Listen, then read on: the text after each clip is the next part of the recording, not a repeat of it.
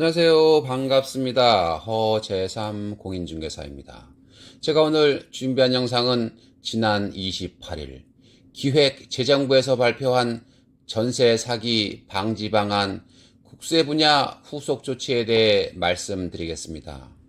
정부에서 발표한 전세 사기 방지 방안 핵심 내용은 임차인이 거주하는 집이 경매나 공매로 넘어가더라도 국세보다 전세금을 먼저 돌려받을 수 있다는 내용과 전세 계약이 체결된 뒤에는 임차인이 임대인 동의 없이도 국세 체납액을 조회할 수 있다는 내용입니다.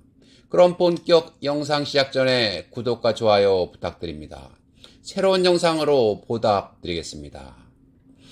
기획재정부는 지난 1일 발표한 전세 사기 피해 방지 대책의 후속 조치로 정부는 임차인이 거주하고 있는 집에 대한 세금 발생액이나 임대인의 세금 체납액보다 우선적으로 임차인의 전세보증금을 보호하겠다고 밝혔습니다.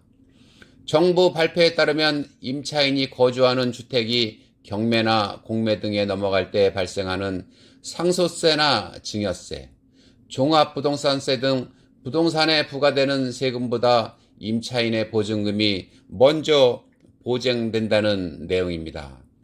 다만 여기서 하나 주의할 점은 그 세금이 발생한 법정 기일, 신고 납부 세목은 신고일, 부가 납부 세목은 고지서 발송일이 임차인의 확정일자 취득일 이후일 경우에 한해 해당 세금의 배분 예정액만큼 우선 보장된다는 점입니다.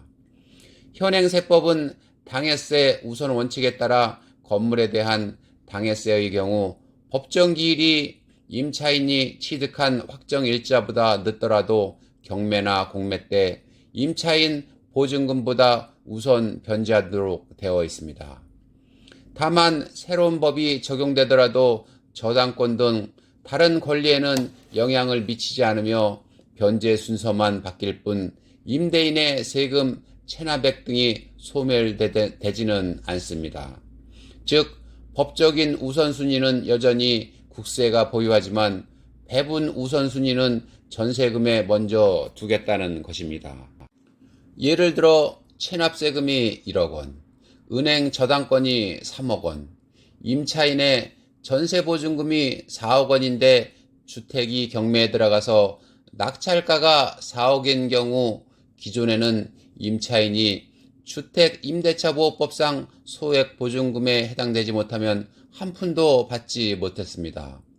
법에 따라 체납세액 1억 원이 가장 먼저 변제되고 그 뒤 은행 저당권 3억 원이 변제되면 남는 돈이 없기 때문입니다.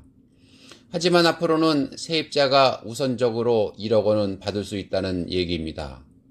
정부는 전세 계약 기간 중 임대인이 바뀔 경우에 대한 국세 우선 원칙도 명확히 규정하기로 했습니다. 정부는 대법원 판례에 따라 새 집주인에게 미납 국세가 있다면 이전 집주인의 국세 체납액 한도에서만 국세가 우선 변제되도록 순위 기준을 법에 명시하겠다고 했습니다. 정부는 이 밖에도 주택임대차 계약일부터 임대차 개시일 사이에 임차인이 임대인 동의 없이 임대인의 미납 조세를 열람할 수 있도록 하겠다고 밝혔습니다.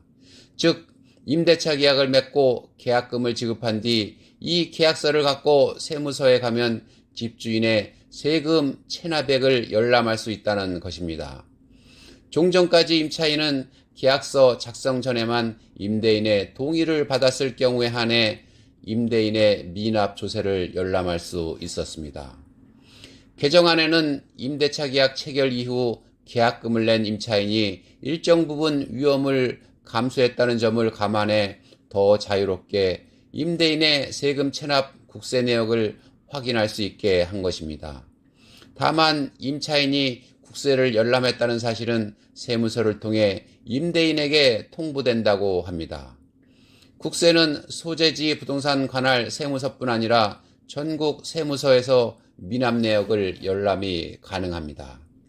또한 소액보증금은 대부분 주택임대차 보호법에 따라 최우선으로 변제되는 점을 감안하고 임대인 개인정보의 과도한 침해를 막기 위해 보증금이 2천만 원을 초과하는 임차인만 임대인 미납세액을 조회할 수 있도록 했습니다.